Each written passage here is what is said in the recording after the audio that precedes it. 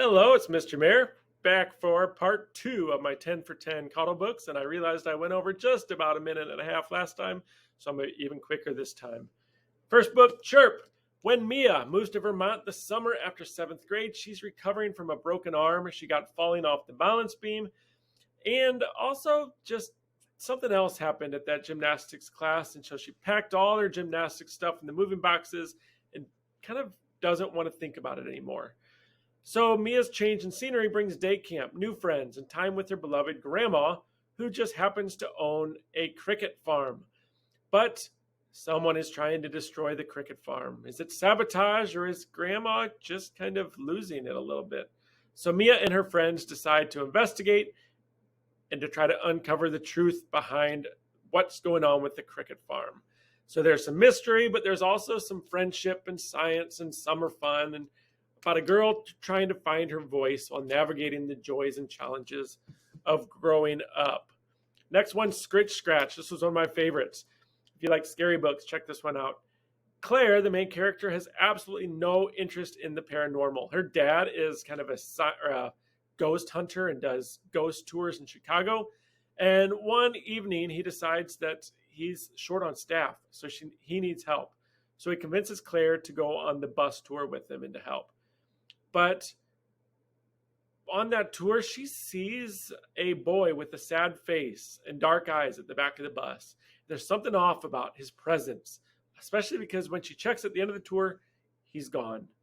And Claire tries to brush it off, and it's like she's imagining things, but then the scratching starts, and the voices start, and the number 396 appears everywhere she turns, and the boy with the dark eyes starts following her.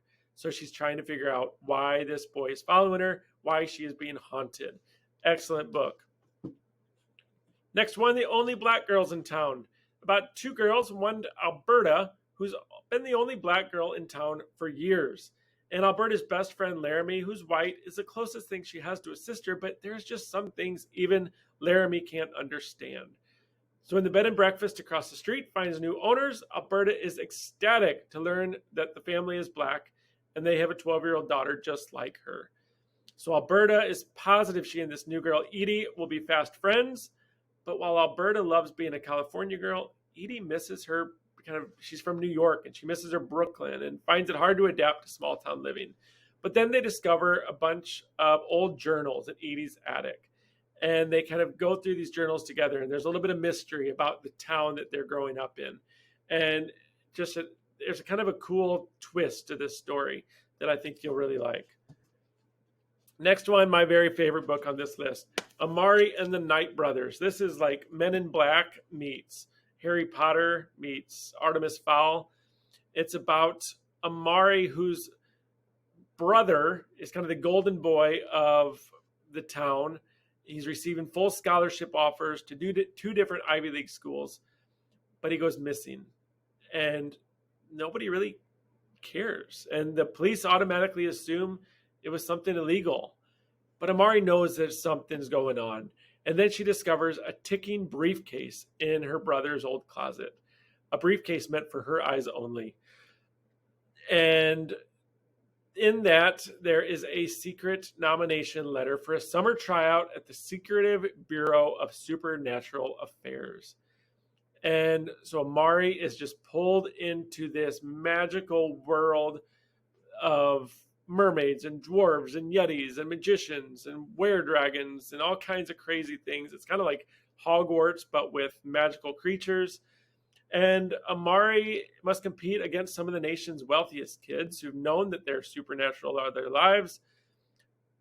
So just a fun story. And the sequel actually comes out soon, which I'll be getting in the library. Check this one out. This one is going to be a hit. Marcus Vega doesn't speak Spanish. Marcus Vega is also 6 feet tall, 180 pounds, and the owner of a premature mustache. And when you look like this and you're only in the 8th grade, you're both a threat and a target. And Marcus knows what classmates and teachers see when they look at him. They see a monster. But appearances are deceiving because Marcus at home is a devoted brother. And he finds ways to earn cash to contribute to his family's rainy day fund because his mom's working long hours and his dad walked out 10 years ago, so somebody had to pick up the slack. But after a fight, Marcus is facing suspension, and his family decides to kind of hit the reset button and regroup for a week in Puerto Rico to kind of find their roots.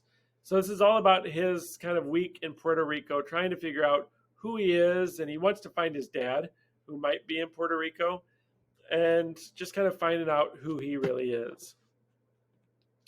When Stars Are Scattered is a graphic novel, and it's about Omar and his little brother Hassan, who are living in a refugee camp in Kenya, and just kind of what it would be like to live in a refugee camp.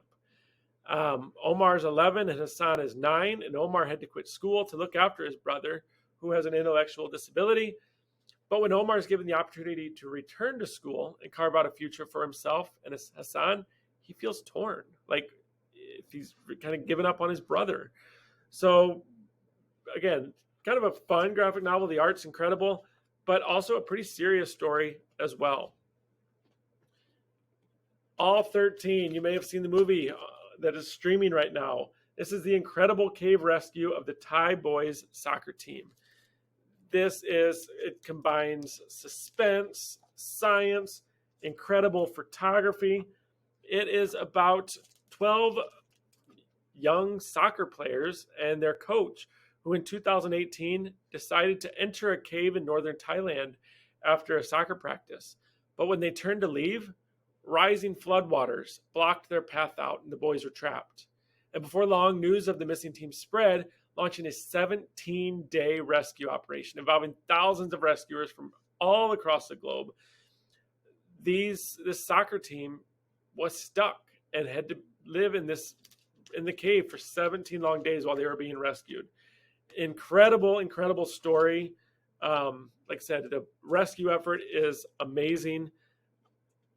It's wild story.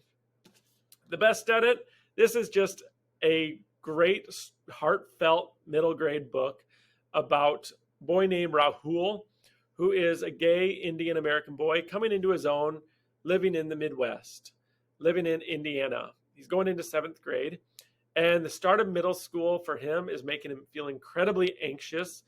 So his favorite person in the whole world, his grandfather, gives him some well-meaning advice. Find one thing you're really good at and become the best at it. So those 4 little words kind of sear themselves into his brain. Be the best at it. But he's not quite sure what that special thing is. So he decides that he's going to try football. But he just realizes he's not that great at football. So he tries photography. And he's not that great at that. So he tries math. He's not great at that.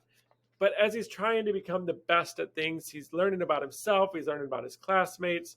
And just kind of funny book. Trying to figure out, again, where you fit in, who you are. Before the Ever After, this is a novel in verse, so it's told in kind of poems and poetry. And it's about a boy named ZJ, who for as long as he can remember, his dad has been everyone's hero because his dad was a talented pro football star. And he's beloved to the neighborhood kids and beloved to his millions of adoring sports fans. But lately, life at ZJ's house is anything but great because his dad's having trouble remembering things and seems to be angry all the time. And his mom thinks that it might be because of all the, shots that he took to his head in playing football. And while everybody adores it, they say, oh man, your dad's so cool. He's great. But when your dad kind of fumbles your name because he can't remember it, it doesn't make him feel great.